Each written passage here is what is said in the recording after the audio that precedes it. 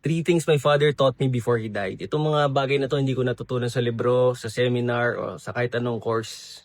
Galing lang sa kanya, exclusive. Una, paano magmahal ng walang kondisyon. Alam mo yung tatay ko, hindi lang nagbibigay ng pagpapahalaga o importansya sa tao dahil mataas yung katayuan niya sa buhay, mataas yung istasyon niya o kaya may titulo. Binibigyan niya ng kahalagahan kahit sino. Kahit ikaw ang pinakasimpleng tao sa mundo, ipaparamdam niya sa'yo na mahalaga ka.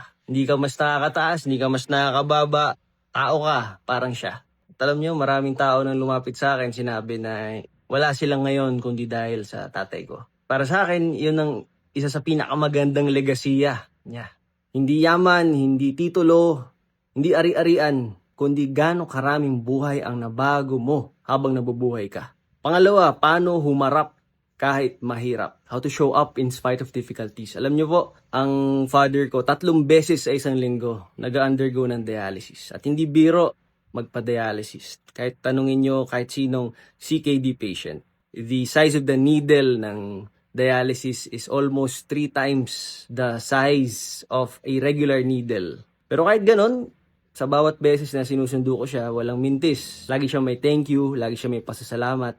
At laging may I love you. Umarap siya sa mga pagsubok kahit mahirap. Alam mo yung lakas na yun, hindi mo makikita sa normal na tao, hindi mo makikita sa gym, hindi mo makikita sa entablado, pero pinakita niya kung gaano siya katapang. At pangatlo, pinaka-importante, ang mawala sa mundo nang walang pagsisisi at walang iniiwan. Ang tunay na dapat layunin sa buhay ay hindi yung may pinakamagandang resume o credentials. Pinakamagandang layunin sa buhay ay kapag nawala ka, wala ka nang dapat sabihin pa.